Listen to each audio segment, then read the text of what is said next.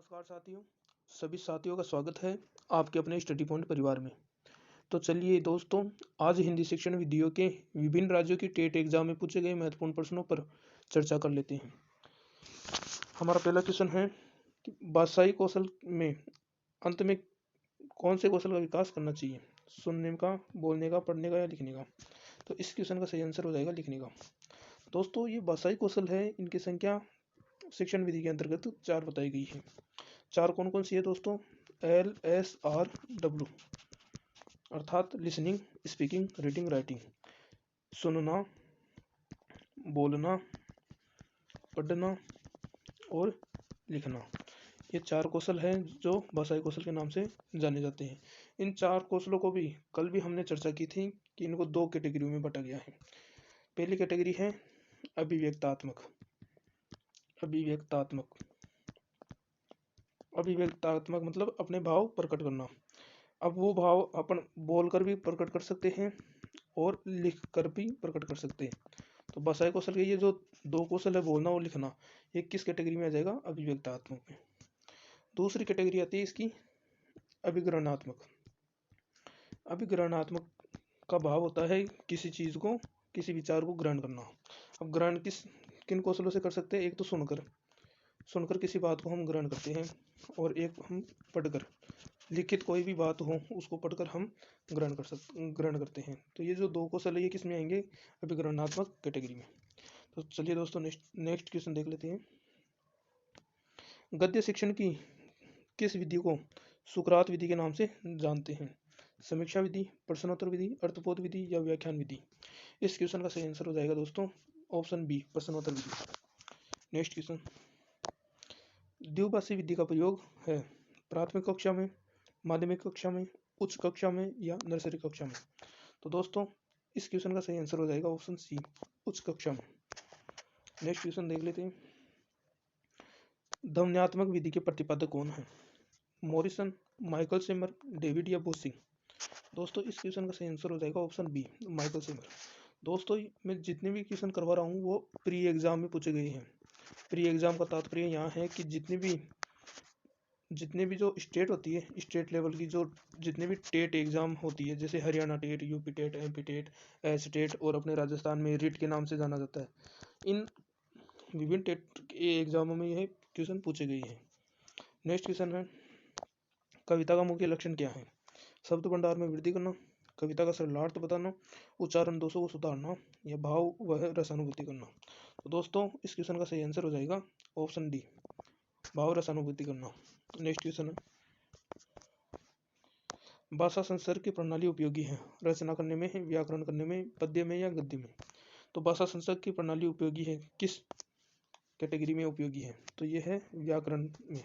भाषा संसर्ग जो प्रणाली विधि है, ये किससे संबंधित है? यह संबंधित है व्याकरण से। काफी बार पूछा गया क्वेश्चन है दोस्तों ये। नेक्स्ट क्वेश्चन है, व्याख्यान विधि का अन्य नाम क्या है? आगमन विधि, निगमन विधि, प्रवचन विधि या भाषा वैज्ञानिक विधि? दोस्तों, इस क्वेश्चन का सही आंसर हो जाएगा प्रवचन विधि। प्रवचन विधि का ही अन्य नाम क्या है? व्याख्यान विधि।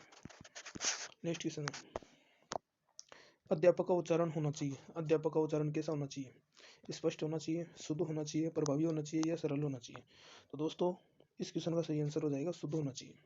अध्यापक का जो भी उच्चारण करता है कलाक्ष में, वह हमेशा शुद्ध होना चाहिए। नेक्स्ट क्वेश्चन दोस्तों, रचना कितने प्रकार की होती है? 2, 3, 4 या 5? तो दोस्तों, इस क्वेश्चन का सही आंसर हो जाएगा ऑप्शन बी, 3। रचना कितने प्रकार की होती है? 3 प्रकार की।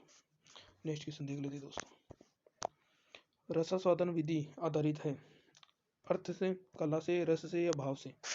दोस्तों, रसास्वादन नाम से ही पता चल रहा है कि यह किससे आधारित होगी? रस से आधारित होगी। तो सही आंसर हो जाएगा अपना ऑप्शन सी, रस। नेक्स्ट क्वेश्चन देख लेते हैं दोस्तों, सुनकर अर्थ ग्रहण करने की योग्यता प्राप्त करने का उद्देश्य है भावात्मक, कौशलात्मक, ज्ञानात्मक या रागात्मक? तो दोस्तों, इस क्वेश्चन का सही आंसर हो जाएगा ऑप्शन सी, ज्ञानात्मक। ये जो ज्ञानात्मक, भावात्मक और क्रियात्मक, ये 3 हैं, ये किसके द्वारा दिए गए हैं? ये दिए गए हैं ब्लूम के द्वारा। जो ब्लूम की अपन जो 3 पढ़ेंगे ना, उसमें इन चीज़ों को विस्तृत रूप से पढ़ेंगे। सूत्र प्रणाली किस विधि पर आधारित है? सामान्य से विशिष्ट की ओर, सूक्ष्म से स्थूल की ओर, पूर्ण से अंश की ओर या विशिष्ट से सामान्य की ओर? तो दोस्तों इस क्वेश्चन का सही आंसर हो जाएगा ऑप्शन सी, पूर्ण से अंश की ओर। मूल्यांकन में निष्पक्षता बनाए रखने के लिए प्रश्न में होनी चाहिए, प्रश्न में क्या होना चाहिए कि प्रश्न जो मूल्यांकन करे, मूल्यांकनकर्ता प्रश्नों का मूल्यांकन करे तो निष्पक्ष जांच हो उन प्रश्नों की। तो उसमें क्या होना चाहिए? लघुतरात्मक होना चाहिए, अतिलघुरात्मक प्रश्न होना चाहिए, वस्तुनिष्ठ प्रश्न होना चाहिए या निबंधात्मक प्रश्न। तो दोस्तों इस क्वेश्चन का सही आंसर हो जाएगा ऑप्शन सी, वस्तुनिष्ठ होने चाहिए। नेक्स्ट क्वेश्चन, साहचर्य विधि का आविष्कार किया था। साहचर्य विधि का आविष्कारकर्ता कौन है? ऑप्शन है अपने हर्बर्ट, मॉन्टेसरी, हंटर या डेविड। इस क्वेश्चन का सही आंसर हो जाएगा दोस्तों ऑप्शन बी, मॉन्टेसरी। मॉन्टेसरी ने ही साहचर्य विधि का आविष्कार किया था। नेक्स्ट क्वेश्चन है दोस्तों, व्याकरण की शिक्षा का आरंभ कब करना चाहिए? अर्थात व्याकरण की शिक्षा बच्चों को कब देनी चाहिए? ए, बालक के स्कूल आने पर, वाचन पर अधिकार होने पर, भाषा पर अधिकार होने पर या लेखन पर अधिकार होने पर? तो दोस्तों इस क्वेश्चन का सही आंसर हो जाएगा ऑप्शन सी, भाषा पर अधिकार होने पर। जब बच्चा भाषा को भलीभांति जानने लग जाता है, लिखने लग जाता है, तब उस बच्चे को व्याकरण का क्या देना चाहिए? ज्ञान। नेक्स्ट क्वेश्चन, इकाई विधि का दोष है? कौशल अविकसित करना, कर्मिकता का अभाव, प्रशिक्षण की विधि होना या शिक्षण सामग्री का बंटवारा करना? तो इस क्वेश्चन का सही आंसर हो जाएगा दोस्तों ऑप्शन बी, कर्मिकता का अभाव। नेक्स्ट क्वेश्चन देख लेते हैं, शिक्षक की क्रिया से संबंधित है आदर्श वाचन, अनुकरण वाचन, समवेत वाचन, मौन वाचन? तो दोस्तों शिक्षक की क्रिया कौन सी है इनमें? तो इस क्वेश्चन का सही आंसर हो जाएगा आदर्श वाचन। कक्ष में शिक्षक क्या करवाता है? आदर्श वाचन। और बच्चे शिक्षक को सुनकर शिक्षक का अनुकरण करते हैं, तो अनुकरण किया जाता है बच्चों के द्वारा। और समवेत वाचन होता है, एक समूह बनाया जाता है, उस समूह में बच्चे भी होते हैं सम्मिलित और शिक्षक भी होते हैं, उन दोनों सम्मिलित होते हैं और दोनों आपस में क्या करते हैं? वाचन, किसी भी विषय पर। और मौन वाचन होता है कि कोई भी गद्य है, गद्य में लिखा हुआ जो भी, जैसे कहानी है या कोई लेख है, उसका बिना बोले उनको पढ़ना, वो क्या होता है? मौन वाचन। मौन वाचन गद्य में होता है, जबकि पद्य में मौन वाचन कभी भी नहीं होता। पद्य में कविता लय यति गति के साथ बोली जाती है।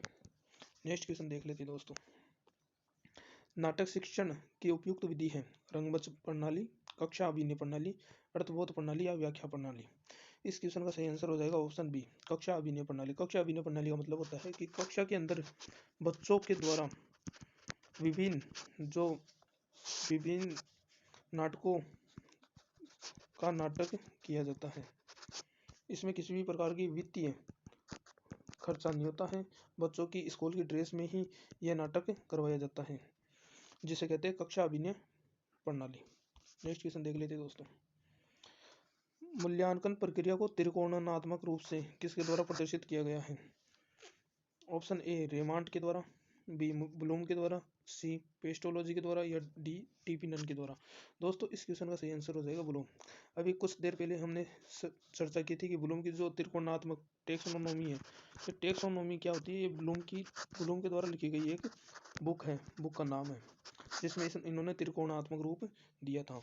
इस त्रिकोणात्मक रूप में क्या क्या शामिल है? एक तो है ज्ञानात्मक पक्ष, एक है भावात्मक और एक है क्रियात्मक। इनमें 6 उप शिक्षण विधि है इनकी भी, तो इनकी विस्तृत चर्चा आगामी कक्षा में करेंगे। दोस्तों यह क्वेश्चन आपके लिए है, इस क्वेश्चन का सही आंसर कमेंट बॉक्स में कमेंट करके बताना है। नेक्स्ट जो आगामी हमारी कक्षा होगी उसमें इस क्वेश्चन का सही आंसर बता दिया जाएगा। दोस्तों आपको वीडियो कैसा लगा? यदि वीडियो अच्छा लगा लाइक शेयर एंड सब्सक्राइब जरूर करें। बहुत बहुत धन्यवाद दोस्तों।